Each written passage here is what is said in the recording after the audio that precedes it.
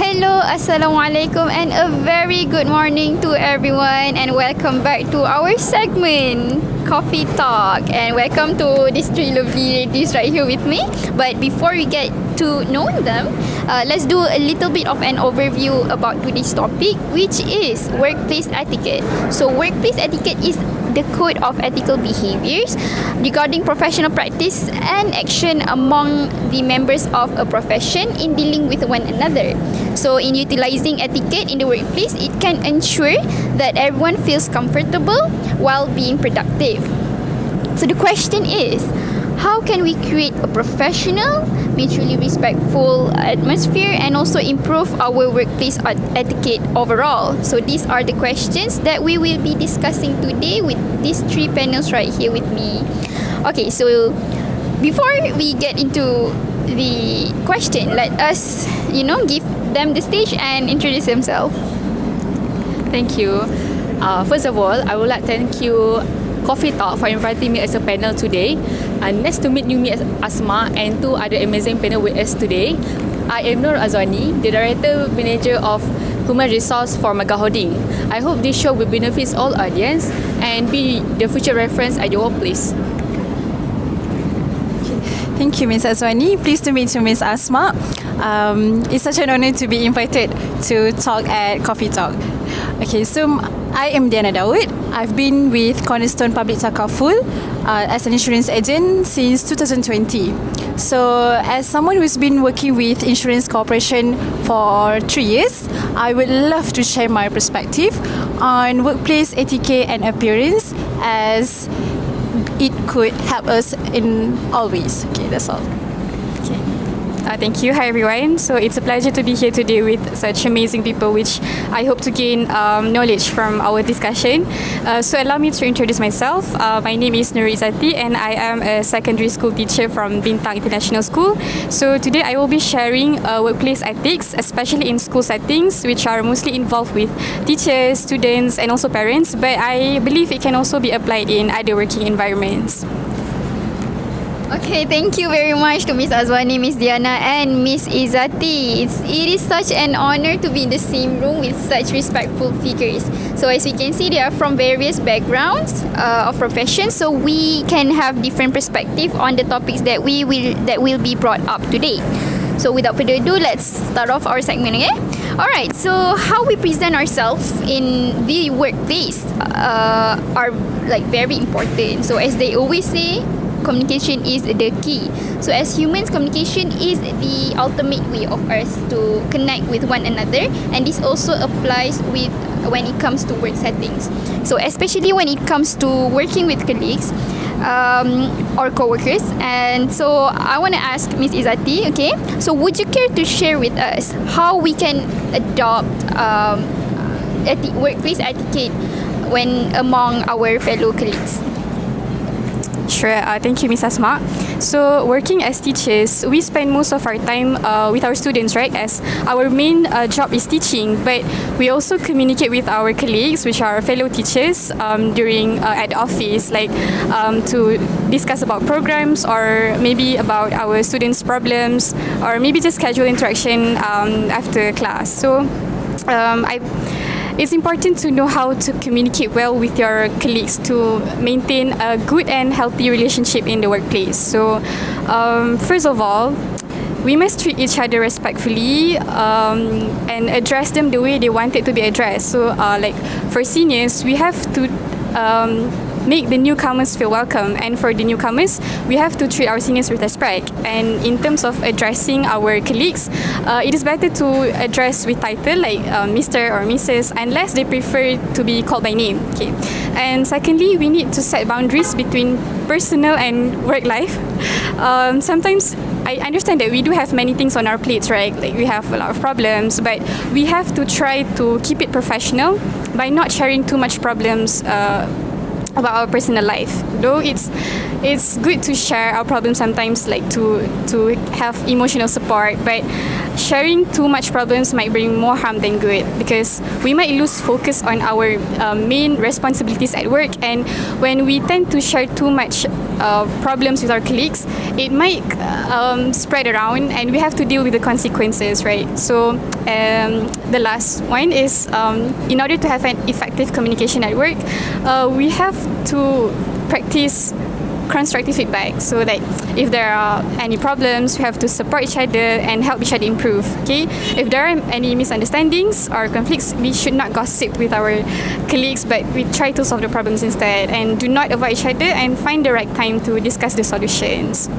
Okay, thank you, Izzati. I love the input by her about how we should bear in mind that though we can build a sense of friendship and trust among colleagues, we are still in a professional settings where there are ethics and mannerism that should be applied. So as Ms. Izzati has denoted, respect, boundaries and effective communication are the main key when it comes to maintaining healthy communication with our fellow colleagues. But what about when it comes to, higher ups or the managers and CEOs? Does the way we treat our colleagues can be applied to them, or is there any significant differences when it comes to us dealing with the higher ups? So Ms. Azwani, as an HR director, I'm pretty sure you have has ton of experience in dealing with the higher ups. So what do you have to say? Alright, thank you, Ms. Ma. As we know, work ethic is a standard that controls social behavior expectation at the workplace. It covers the wide range of any aspect among employees, and some of these include communication and body language. So when it comes to communication at the workplace or any organization, I know the big challenge is to communicate with the top level management or higher ups. So these are 3 essential rules that I would like to highlight today. First, have a good body language. You have to maintain attentive raise up posture that express your alertness and attention to show that you are engaging with the conversation. Your shoulder have to be turned towards the person you are talking to. And please avoid fidgeting anything that you hold in hand, like pen or ruler, and making excessive toe stepping shows boredom and seems you are not interested with the conversation. The second point that I would like to share, and I see lacking in for some employees, is the use of appropriate slang and the selection of words. Please remember how close you are to your higher ups. There are still someone that have a higher level than you. You cannot use any words like how you usually talk with your friends. But mark my words, you don't have to be too formal. Just show them that you are respecting them. For example, if you want to inform that you have problem with your teammates, if you say something like, "Oh, I have problem with my teammates Kisina and Abu, they've been ignoring my email for days, such jerks and lazy house workers. So I know you are angry and sad, but here it shows that you are not professional in handling your problems." But instead, you can construct your word like this. Thank you, Mr. or Miss, for your time. I'm having a problem with my teammates. Some of my emails regarding my idea have been ignored by them, and I feel I am being unappreciated. So here, you want to emphasize your problem and what you feel, not badmouth or make others look terrible. So the last point is be considerate with their time and make schedule for a meeting. Your higher up will be someone that has so much work and urgent issues that need to be resolved. So by scheduling a meeting, it allows you and your boss to be more prepared with any matter that you're facing or any idea that you want to contribute to the company. It will benefit both parties. As for you, you can practice the conversation and make PowerPoint slide to present your ideas. And for the boss, they can be more prepared and develop any helpful solution or guidance. But please avoid to wait until the last minute, as we have to respect their time as well. Thank you. Okay, so body language is very important, right? Okay, so thank you, Ms. Azwani. Here we can see when it comes to communication with the higher up and colleagues, when it comes to communication with the higher ups, it is a bit more strict. But as Ms. Azwani said, we don't have to be too formal, especially when we have built a close relationship with them, but they still hold a higher status or position than us. So therefore, as Miss Azwani mentioned, body language, our words, their time are very important and are a very important aspects we should establish when it comes to communicating with the higher ups. But Miss Diana, as an insurance agent, unlike Miss Azwani, I am pretty sure you are, you don't work with the managers and the CEOs as much as you work with the clients, right? Okay, so in a work setting where we need time to in a work setting where there are time where we need to communicate with the clients and customers, what are the essential aspects? Alright. Okay, as an insurance agent, our job is to find the best plans for clients and convey that information to them clearly. So we must have strong customer service and need to be able to communicate to make sure our clients to buy the right coverage and understand their policies. Okay, so there are 5 communication skills that an insurance agent needs to have. First is verbal skills. We need to be able to explain our policies in a clear, accessible way. Insurance policies can be complicated, and most clients didn't take the time to read the fine print. Okay, so we need to tell them exactly what types of insurance they need and why in a compelling manner. Second is non-verbal skill. Okay, to build credibility and trust with clients, be aware of how we communicate non-verbally. Okay, so be welcoming, don't speak too quickly, and then maintain good eye contact and dress professionally. People are trusting us with their largest assets, so we must behave like we take that responsibility seriously. Okay, third is written skills. With these skills, we can boil down our company's selling point to a one company phrase and make our marketing tasks much easier and more effective. Okay, so we can write effective brochures, postcards, or even letter mailings to clients and develop that into our own website. Okay, fourth is listening skills. We need to hear what our customers are telling us, and we need to offer them the best insurance for their needs. Okay, so always listen to them in with an open mind, and look for opportunities to upsell where we can. If we do this, we can get more business, and they will get the insurance they need. And lastly is rapport building. Okay, it's about building trust, confidence, and a sense of ease and connection with the clients. Okay, we must be able to bring them to our way of thinking and help them to see an issue the way we do. Okay, the stronger the rapport we build with clients, the easier for us to communicate with the clients. Okay, that's all. Okay, so as you can see, it's not that easy, okay, to be an insurance agent. And what was being shared by Miss Diana just now not only can be applied to insurance agent, but I'm sure it can also be applied to any professional settings that acquire communication with the customers or clients. So basically, what she has mentioned is that they deserve respect and have the right to have the best service from the workers. So to conclude this round, again, as I mentioned in the beginning, communication is the key. It is a phrase that commonly used in romantic couples and partners, but it is as significant for it to be applied in work settings. So the communication, the key that allows us to be able to conduct ourselves around our co-workers, our business partners, the higher ups, and also the clients or customers. And also it boils down to treating each other with respect, and also to be aware of everyone present and to be polite overall. Alright, so next we are going to talk about professionalism right after this break.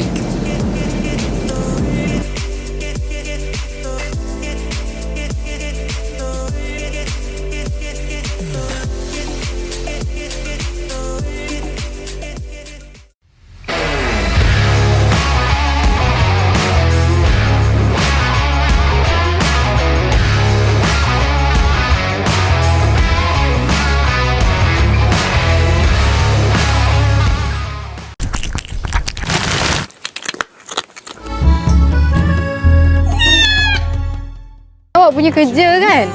Orang yang buat kita selalu tersenyum dan rasa tenang, orang itulah layak untuk berada dalam hidup kita. Hydrating up to 72 hours. Wardah Hydra Rose.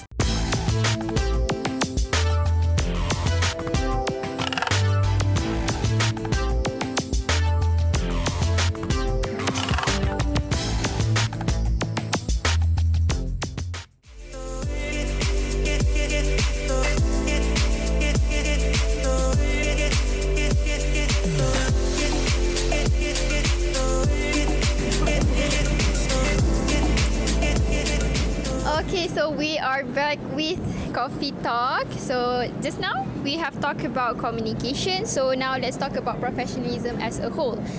So when we talk about professionalism, it encompasses the way we carry ourselves, our attitude, and also the way we communicate with one another.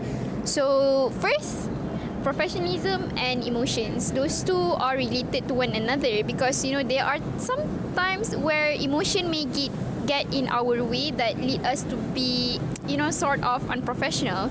So Miss Izzati, as teacher whose job is to interact with human beings with variety of characters, what can you share about being professionalism in relation to emotions?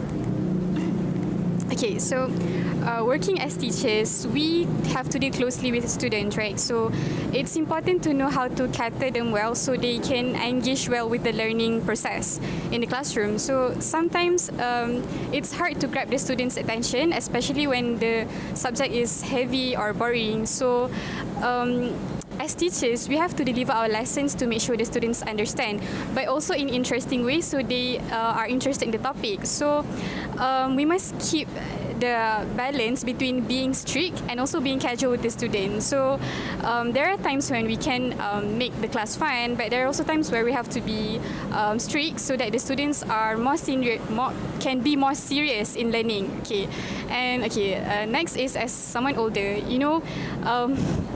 we expect the younger ones to respect us, right? But we sometimes forget that we also need to respect them. So as teachers, we must treat students with respect and fairly, and we should not show favoritism, which is we cannot discriminate between gender, religion, social status, appearance, abilities and achievements. So we should not just celebrate those who excel in class, but we should also encourage and be supportive of those who are struggling, especially those slow learners. We have to help them in areas that they need to improve. Okay, and lastly, teachers have to create a safe space for students to share their problems, because students spend most of their times at school instead of at home. So we have the responsibility to, listen to their problems, and we have to understand their needs and report incidents of harassment or bullying that happens in school. So, and if the students find it hard to understand, our lessons in class, we have to reach them out and try to understand their situation. So from that, they will feel comfortable and they can share their problems. Okay, so thank you very much, Izzati. From the answer by Miss Izzati, we can tell how much she values her student as a teacher. And yes, when it comes to working with humans, we should take consideration both of ours and also the one we are working with. And to be able to connect emotionally with them, it makes it easier for us to achieve whatever that we want to achieve in our work. So Miss Izzati also points out various situations on how we can make them feel appreciated, which shows how though we are working as a responsibility to be able to leave a big impact in their lives holds bigger meaning. Alright, so besides, treatment towards them, how we present ourselves is also an important aspect when it comes to creating a professional atmosphere. So Miss Diana, how important is appearance when it comes to professionalism? Alright, thank you, Miss Asma. Okay, when it comes to professionalism, presenting a professional appearance is a key factor to success in the workplace. Okay, appearance is the first aspects others will notice, and not only how your boss, your colleagues, or our clients see us, but also how we view ourselves. Okay, so this include first outfit. The clothes we wear are dictated by our job title and the environment. Some offices require more formal attire, while others are okay with casual look. So look, if your colleagues are all dressed in a corporate outfit or attire, while you are wearing a t-shirt from a Coldplay concert you went to last week, maybe it's time for you to assess your work wardrobe. Okay, because keep in mind that every job has their appropriate dress, but the bottom line is to dress smart and make sure that your clothes are clean and free of wrinkles. Second is grooming. This is simple and easy to do. So style your hair to what suits you best, cut your nails, and please brush your teeth too. Your hair should be clean and not look too wild.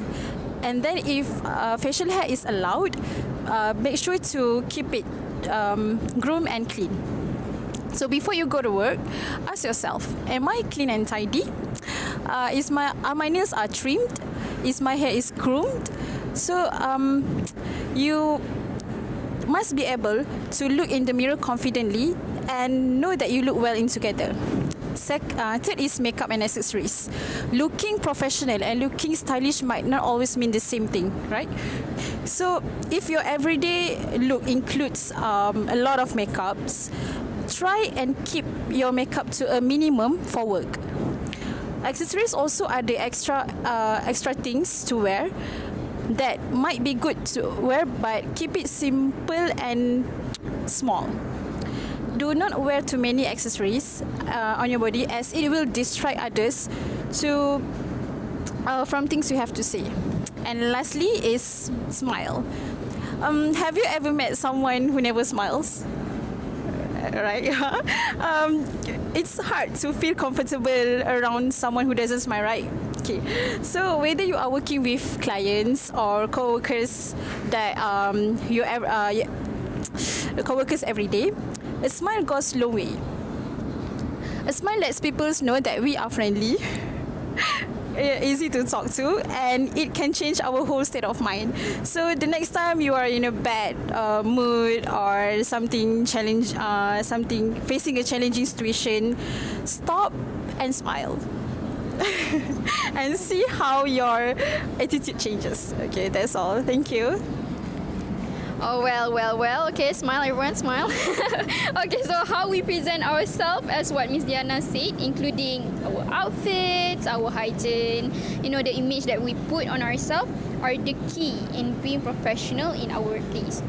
So being presentable, as she said, can change a lot of perspective people have towards us and also us towards ourselves. But the point is not catching people's attention towards our physical beauty, but more to the attractiveness of professionalism and ethics. Okay, so but in the effort of trying to be professional, it's not just about improving ourselves, but also about how we act professionally with others as well. So Miss Azwani, what are the boundaries that should be set in order for us to be able to act professionally? Okay, thank you, Ms. Asma. Okay, two types of workplace boundaries that I would like to share are physical boundaries and mental boundaries. So let us start with physical boundaries. Physical boundaries apply to a physical workspace as well as our body. It's not just how we set the limit of physical touch, but it's how we want people to interact and understand us based on our action.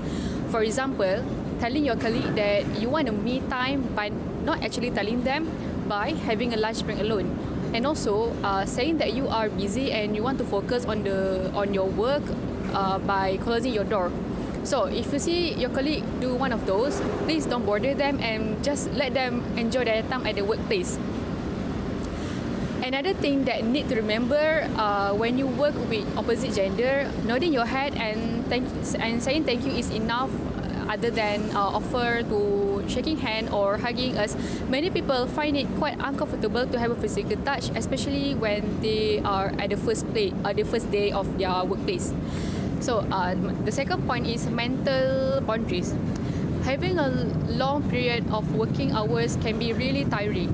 So the mental energy is important to us to perform during our working time. So use it wisely by not engaging with unnecessary things. Do not engage with anything that perceived as a gossip, as you have to listen and digest people's story, and at the end you didn't get your work done and you will be more stressed with the workload. And another thing that have to remember, you don't have to be mentally available or care about someone bad mood or outburst. It's not your job, it's not your responsibility to make sure everyone is alright. They are all grown up and they have their own way to overcome that.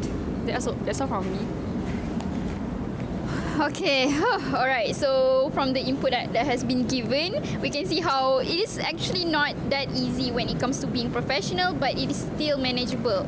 Okay, and it also need to be reminded that though it's not that simple, it is still important, because by being professional, it can ensure that we have a positive first impression, we have successful interpersonal relationship with one another, and also a lasting reputation within our workplace. And to be able to achieve this, as our speakers pointed out, the keys in being professional are first, emotions, appearance, and also boundaries. So therefore, to conclude today's segment, generally speaking, workplace etiquette centers on communication and professionalism. In a workplace environment, it's important to be thoughtful when it comes to our interactions with others, acknowledging their time and also how we treat our workspace. And workplace etiquette is very, very important because it ensures that our presence is not a bother to anyone else's work. So there it is. The time has come to an end. Oh, it's okay. Alright. So thank you again, Miss Izzati, Miss Azwani, also Miss Diana, for sparing us some time to coffee talk and to be with us today and share such a very valuable lessons on workplace etiquette. I have learned a lot, and I hope also that the viewers learn and can also apply it in their life. Until next time, thank you, and Assalamualaikum warahmatullahi wabarakatuh.